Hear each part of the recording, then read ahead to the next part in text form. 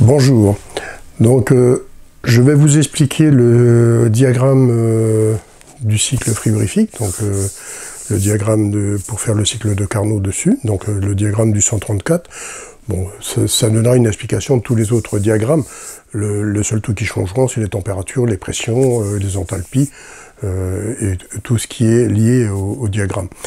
Pourquoi je vais vous faire cette vidéo? C'est pour pouvoir faire la vidéo suivante sur le cycle frigorifique avec des mesures de température et tout. Donc on va commencer.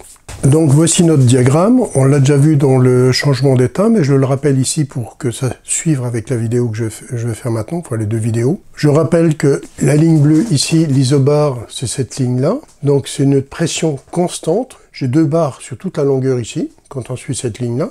Maintenant, on a l'isotherme, c'est température constante, donc c'est la ligne rouge ici qui fait ça et qui descend ici. Donc vous voyez la température qui est ici, j'ai 50, et ici j'ai 50 degrés. Donc 50 degrés sur toute la longueur qui est ici. Et pareil pour toutes les lignes. Donc ça, c'est la ligne des isothermes. Isotitre, c'est quoi?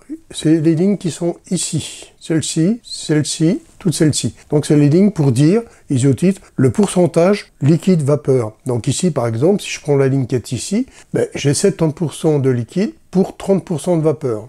Isocore, c'est la ligne brune ici, celle-ci, c'est à volume constant, donc mètre cube par kilogramme, pour savoir déterminer avec le volume balayé où on va arriver. Mais ça, on le reverra encore par la suite. Celui-ci, on ne s'en servira pas pour le moment, mais on va s'en servir par la suite. La ligne verte qui est ici, c'est l'isentrope. Celle-ci, c'est on prend de la chaleur, mais le compresseur fournit de la chaleur, mais ne la transmet pas vers l'extérieur. Comme je le rappelle, c'est théorique. C'est un cycle parfait.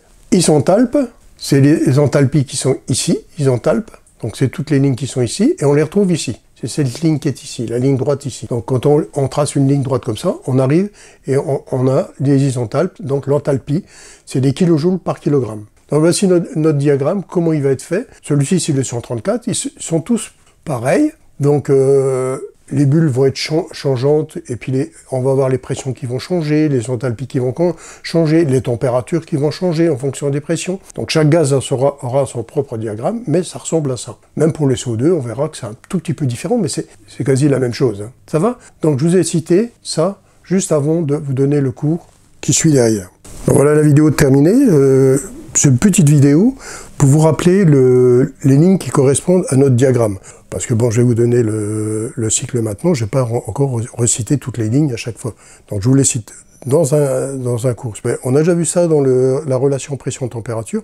Je vous rappelle, allez voir, quand vous avez un doute, allez voir dans les unités, dans les relations pression-température, changement d'état, tout ça, ça va vous aider dans les cours qui suivent derrière. Vous suivez le cours normalement, si vous avez une bonne mémoire, vous allez enregistrer sans problème. Mais dans un doute, on revient en arrière. Moi, ça m'arrive de revenir en arrière dans certains bouquins que je lis.